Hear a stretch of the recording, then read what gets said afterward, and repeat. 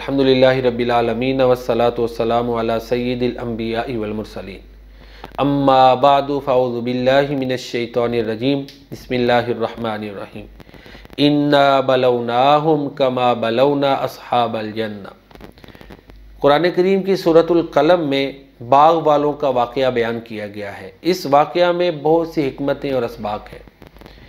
पहले ये वाक़या, इसका खुलासा सुन लें कि क्या था। वाक़या यह था कि पहले बाप जो है बाग का मालिक था, उसमें खेती भी थी। बाप की वफ़ात के बाद उसकी औलाद जो है ना बाग की मालिक बन गई। चूँकि बाग का जो मालिक था, जो उनका वालिद था, वो अल्लाह वाला था। वो अल्लाह की राह में सदक़ात व खैरात करता था, गरीब गुरबा पे ज़कात व सदक़ात खर्च करता था।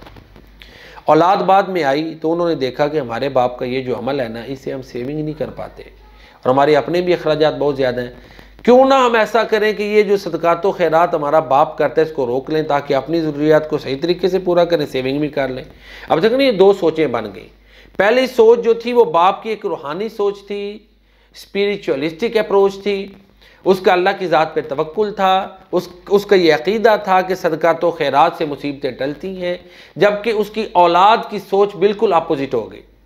जब उनमें मादियत आ गई, मटीरियलिस्टिक अप्रोच आ गई, उनकी सोच में फ़र्क आ गया, तो फिर अल्लाह जब सोच बदलती है तो हालात भी बदल देते हैं।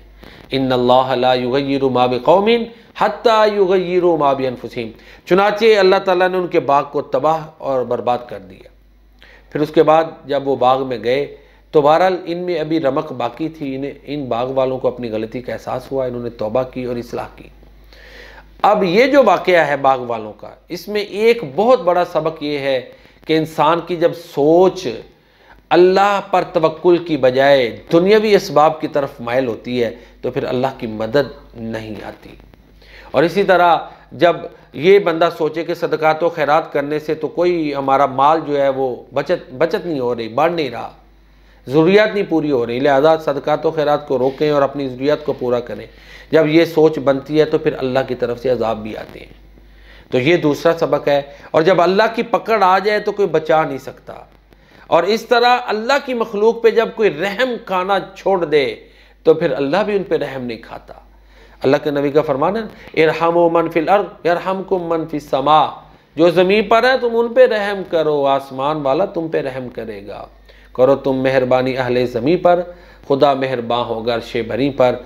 अल्लाह की मखलूक पे रहम करते रहना चाहिए। इससे इंसान जो है वो उसकी बका मुमकिन होती है, उसकी तरक्की मुमकिन होती है, उसका सर्वाइवल जो है उसका इम्कान होता है कि वो सर्वाइव करेगा।